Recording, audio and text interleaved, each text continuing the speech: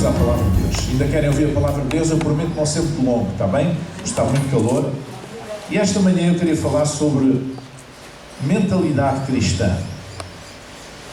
E vamos começar com um texto que está lá em Romanos, capítulo 12, os primeiros 8 versículos, que diz assim: Rogo-vos, pois, irmãos, pela compaixão de Deus, que apresenteis os vossos corpos em sacrifício vivo, santo e agradável a Deus, que é o vosso culto racional.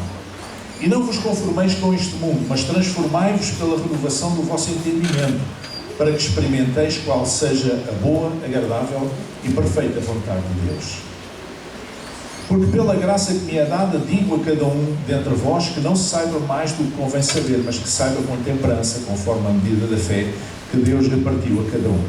Porque assim como em um corpo temos muitos membros, e nem todos os membros têm a mesma operação, assim nós somos muitos, somos um só corpo em Cristo, mas individualmente somos membros uns dos outros. De modo que, tendo diferentes dons, segundo a graça que nos é dada, se é profecia, seja ela segundo a medida da fé, se é ministério, seja em ministrar, se é ensinar, haja dedicação ao ensino, ou que exorte, use esse dom para exortar, o que reparte faça com liberalidade, o que preside com cuidado, o que exercita misericórdia com alegria. Nós vamos concentrar-nos nos primeiros 2 ou 3 versículos, e este texto fala sobre mentalidade cristã. O que é esta coisa de renovar a mente? Renovar o vosso entendimento, isto é, renovar a vossa mente, ou seja, adquirir uma mentalidade segundo Cristo. Esta é a consequência mais direta da nossa conversão a Deus. É mudar a forma de pensar. Há pessoas que acham que é mudar outras coisas. Não, é mudar a nossa forma de pensar, porque a nossa forma de pensar influencia toda a nossa vida. Mas nem sempre é fácil mudar essa forma de pensar, isto é, adquirir mentalidade cristã. Nem sempre é fácil, porque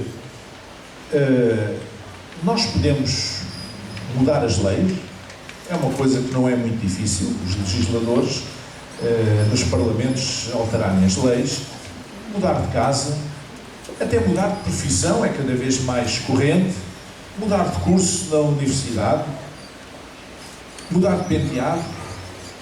Para alguns é mais fácil do que para outros, não é? Para mim não é muito difícil, não é muito fácil. Mas mudar de penteado não é muito difícil, mudar de carro, não é? Se calhar até não é muito difícil a pessoa adaptar-se a mudar um pouco a sua alimentação, sem grandes dramas, ou a sua forma de vestir, ou até mudar de parceiro ou de parceira. Parece que não é muito difícil nos dias que correm. Mas mudar a forma de pensar, a nossa mentalidade, isso é difícil. Não é fácil, especialmente para quem se converte a Jesus, no sentido de adquirir uma mentalidade cristã. E o segredo é nós estarmos disponíveis para cooperar com o Espírito Santo que habita em nós. Amém? Porque no momento da nossa salvação, da nossa conversão a Cristo, o Espírito Santo vem habitar em nós. Nós passamos a ser, juntamente com os nossos irmãos, o templo do Espírito Santo. Então basta ouvir o Espírito Santo. Eu gostaria de, para explicar melhor o que é isto da mentalidade cristã, primeiro começar por dizer aquilo que não é. Isto é uma coisa, é um defeito dos professores. Os professores normalmente, para definirem um conceito, primeiro dizem 2 ou 3 coisas que o conceito não é. Pode ser parecido, pode lembrar, pode fazer confusão, que é para depois poder dizer, então é isto. Então, a mentalidade cristã não nos induz a sermos conformados. Não é isso que faz. A mentalidade cristã não nos leva a sermos conformados. O crente, o cristão, não tem que ser conformado. Conformar é assumir a mesma forma de. E nós não temos que conformar-nos com o mundo, assumir a forma do mundo. Porque nesse caso, se assim fosse, a igreja não estava aqui a fazer nada. Não é? Não nos devemos resignar.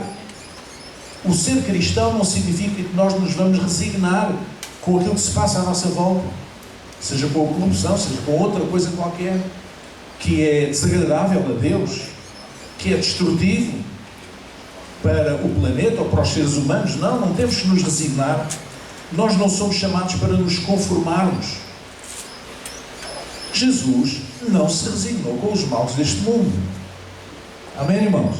Ele não se resignou. Ele combateu-os à sua maneira, fez o que estava ao seu alcance para melhorar. Ele combateu a hipocrisia religiosa dos judeus, Ele curou doentes, Ele ressuscitou mortos, Ele deu esperança aos abatidos. Ele não se conformou. Ele não se conformou com a situação do mundo. Ele interviu. Amém?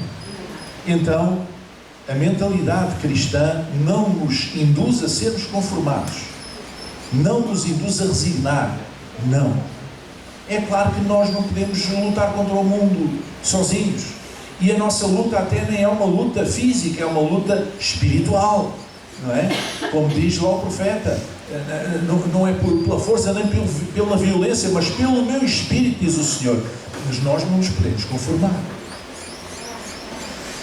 A mentalidade cristã também não nos induz a sermos revoltados, porque isto agora está na moda.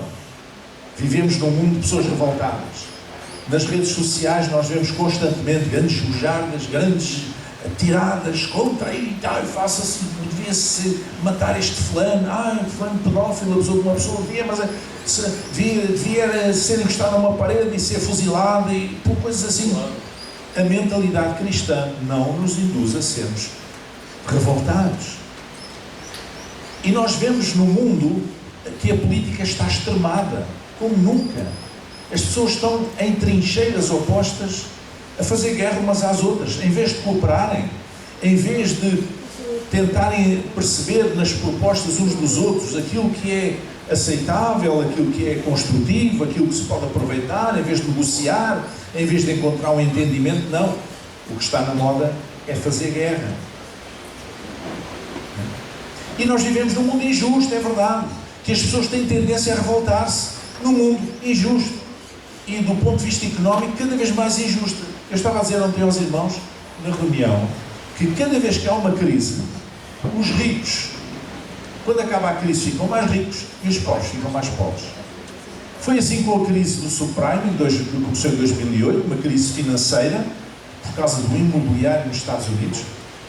Tornou-se uma crise económica, passou para a Europa e nós aqui sofremos, então a Europa sofreu, todo o mundo sofreu. No final, os ricos estavam mais ricos, os pobres estavam mais pobres. Quando foi a pandemia, exatamente a mesma coisa. Exatamente a mesma coisa. Isso deu uma grande volta na vida das pessoas. As pessoas tiveram que ficar confinadas em casa. Isso alterou o sistema produtivo, toda a economia dos países e no final da crise, os ricos estavam mais ricos e os pobres estavam mais pobres. Agora, nesta crise, nesta guerra na Europa e a crise como é que se chama? Não é económica, da inflação, que está associada à guerra, a crise da inflação. Vocês vão ver que no final, quando passar a inflação, os ricos continuam a estar mais ricos e os pobres mais pobres. Ou seja, a desigualdade social vai se agravando cada vez que há uma crise. O mundo é profundamente injusto. O mundo é profundamente injusto. Irmãos, nós estamos preocupados, ou nós não, as pessoas em geral, a comunicação social em geral, deram uma cobertura muito mais absoluta àquelas 5 pessoas que morreram no submarino para irem fazer desporto, do que dão a centenas de pessoas que morrem todos os dias no Mediterrâneo, que fogem da fome, da guerra, para tentarem uma vida, para ganharem pão para dar aos filhos, para comer. O mundo é profundamente injusto. Profundamente injusto. E a Bíblia está cheia de alertas sobre a injustiça social. Se nós lermos mesmo no Antigo Testamento, muitas pessoas não leem, mas estão lá muitas mensagens sobre o abuso sobre o mais fraco, o abuso sobre o mais pobre. No próprio Antigo Israel, na lei de Moisés, previa uma atenção especial aos órfãos e às viúvas e ao estrangeiro. E, portanto, a Bíblia está cheia de um sentido de justiça. Mas o mundo está cheio de injustiça. Isto provoca revolta. Mas a mentalidade cristã não é isso que nos deve levar. Nem a nos conformarmos, nem a nos revoltarmos. E, finalmente, a mentalidade cristã também não nos conduz a sermos alienados. Uma coisa é ser conformado, outra coisa é ser alienado. Como que está fora do mundo. Jesus nunca ensinou ninguém a ser alienado, como se fosse inconsciente ou distraído. a não ter consciência daquilo que se passa, como se estivesse fora do mundo. Jesus nunca ensinou isso. Alguma religião ensina isso, mas Jesus não ensinou. Jesus, pelo contrário, alertou os discípulos para a falsa religião. Disse para ter cuidado com o fermento dos fariseus e dos saduceus. Jesus não queria que as pessoas ficassem alienadas, como se não fosse nada com elas, inconscientes. Não, mas olhem, cuidado com o fermento dos fariseus e dos saduceus. Jesus tentou preparar os discípulos para a sua morte sacrificial. Embora quando ele o fez, eles não tivessem entendido logo, e Pedro tivesse quase que ficado escandalizado com isso, mas ele alertou. E Jesus alertou para os sinais dos tempos, como já foi hoje aqui falado. Ele não queria que aqueles que o seguiam, que o ouviam, que os seus discípulos fossem pessoas alienadas. Não. Então a mentalidade cristã não é nada disto que temos estado a falar. A mentalidade cristã induz-nos a outra coisa, que é a sermos transformados. Posso ouvir um amém? Amém. Transformados. Não conformados, não revoltados, não alienados, mas transformados. Transformai-vos pela renovação do vosso entendimento, isto é, da vossa mentalidade. Mas esta transformação tem um objetivo. Está lá escrito: para que experimenteis qual seja a boa, agradável e perfeita vontade de Deus. A mentalidade cristã, a renovação da mente, leva-nos, conduz-nos a conhecer a vontade de Deus, que é boa, que é agradável, que é perfeita.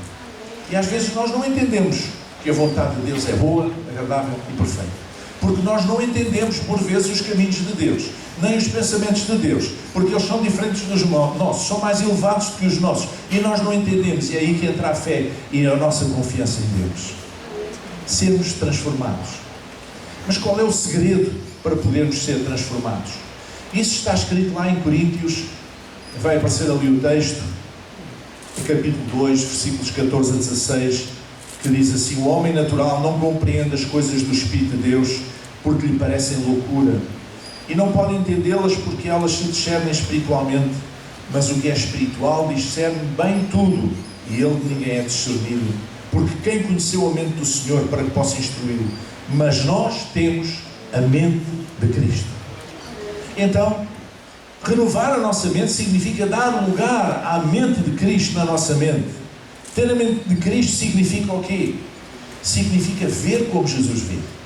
Significa sentir como Jesus sentiu. Significa falar como Jesus falou.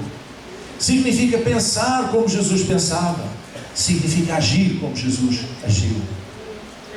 Amém? Pinta-se muito a ideia de Jesus, o guerreiro, não sei quê, mas na minha imagem, a partir das Escrituras, eu vejo que por vezes Jesus estava triste e uma vez até chorou. É o versículo mais pequeno da Bíblia. Diz: Jesus chorou sobre Jerusalém, numa determinada circunstância, porque ele sabia aquilo que vinha aí. Jesus chorou, ele sentiu.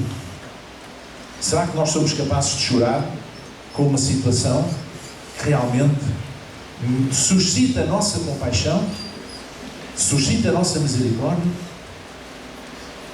Ter a mente de Cristo é agir como Ele, pensar como Ele, falar como Ele. E é por isso que o cristão não pode ficar conformado com este mundo, nem revoltado contra este mundo, nem alienado deste mundo, mas passar a olhar o mundo com os olhos de Deus. E é por isso que nós precisamos transformar aqui a caixinha dos pirulitos, a nossa forma de pensar, porque tudo procede daqui, não é? Tudo procede daqui. Se você quiser levantar um braço, há um impulso elétrico que vem aqui do cérebro, que passa pelo sistema nervoso e pelo sistema muscular e que permite que o braço seja levantado. Não é? E o povo diz muito bem: cabeça que não tem juízo, o corpo é que paga. Tudo parte daqui. É por isso que nós precisamos renovar a nossa mente, renovar a nossa forma de pensar, porque ao renovar a nossa forma de pensar, nós passamos a pensar diferente e passamos a ver diferente, a sentir diferente, a falar diferente, a agir diferente. E se nós temos a mente de Cristo, ao renovar a nossa mente, nós temos a mente de Cristo em nós, então nós passamos a olhar o mundo e a sentir o mundo, a falar com o mundo e a intervir no mundo como se fosse Jesus. Havia um grande pregador indiano, já não sei se do século XIX, creio eu, ou princípios do século XX, não sei, que era o Sadhu Sundar Singh, escreveu um livro muito interessante, chama-se Em Seus Passos, que faria Jesus? Um bocado aquela ideia, se Jesus estivesse aqui, o que é que ele iria fazer? Se Jesus estivesse perante esta situação, como é que ele ia agir? E como Jesus agiria é a maneira como eu devo agir, se eu sou cristão, se eu sou um discípulo de Jesus. Está a entender a ideia? Não vamos andar todos aqui de mãozinhas postas, com uma auréola na cabeça, em linha indiana, em fila indiana, não é? Não é isso que nós somos chamados a fazer. Nós somos chamados a ser seres humanos normais. Jesus era um ser humano normal e não andava assim. Era um ser humano normal, contudo não tinha pecado. É possível ser um ser humano normal e vencer o pecado. E seguir Jesus e trazer prazer ao coração de Deus. É possível ser um ser humano normal, temos os nossos sentimentos, as nossas ideias, mas que o Espírito Santo possa vencer, não é, na nossa mente e na nossa vida. E que a vontade de Deus possa prevalecer em nós. E o apóstolo Paulo fala disto de uma maneira muito interessante. Ele fala dizendo que há uma luta entre a carne e o Espírito. A carne é o nosso impulso humano, a nossa tendência humana, a nossa maneira de resolver as coisas, muitas vezes por violência, muitas vezes de forma descabida. E o Espírito é a maneira de Deus resolver as coisas. E esta luta está em nós. E nós precisamos de ter a mente de Cristo para poder vencer esta luta e dar lugar ao Espírito Santo de Deus na nossa vida. E eu quero deixar este desafio, que nós possamos verdadeiramente deixar que o Espírito Santo possa renovar a nossa mente. Que nós possamos deixar que a mente de Cristo tome conta da nossa mente, para nós passarmos a olhar como Ele, a sentir como Ele, a falar como Ele, a agir como Ele. Porque aí, então, nós estamos a glorificar o Seu nome, estamos a abençoar a nossa vida, estamos a abençoar a vida dos outros à nossa volta e estamos a trazer glória e honra ao nome de Jesus, que deve ser o propósito de todo cristão, de todo filho de Deus. Amém? Vamos chegar em pé e vamos orar. Aleluia. Nosso Deus e Pai, esta manhã nós te agradecemos, Senhor, pela Tua palavra, Senhor. Te agradecemos por aquilo que temos ouvido, Senhor. Te agradecemos pela oportunidade de estarmos na Tua casa e podermos tirar este tempo, Senhor, para edificação das nossas almas, para ouvir a Tua voz, para poder, Senhor, ser edificados, Senhor, pela Tua palavra, pela comunhão dos irmãos, Senhor. Pai, nós Te agradecemos, Senhor, por esta oportunidade. Nós oramos para que abençoes cada uma das famílias aqui presentes e aqui representadas, Senhor, que possas abençoar e possas nos ajudar, Senhor, a verdadeiramente adquirir a mente de Cristo, renovando a nossa mente, Senhor, para sermos mais parecidos com Jesus, Pai. Em nome de Jesus, nós oramos. Em nome de Jesus, nós declaramos, Senhor, que vamos lutar contra todas as barreiras que impedem que verdadeiramente a mente de Cristo se instale em nós, Senhor, e nós possamos ver como Jesus, olhar como Jesus, falar como Jesus, sentir como Jesus, agir como Jesus, intervir no mundo à nossa volta como Jesus. Em nome de Jesus, Pai, nós queremos glorificar o Teu nome, não apenas através das nossas palavras, mas também, sobretudo, através da nossa vida, Pai. Em nome de Jesus, que assim seja. Amém, amém, amém. Nós vamos cantar a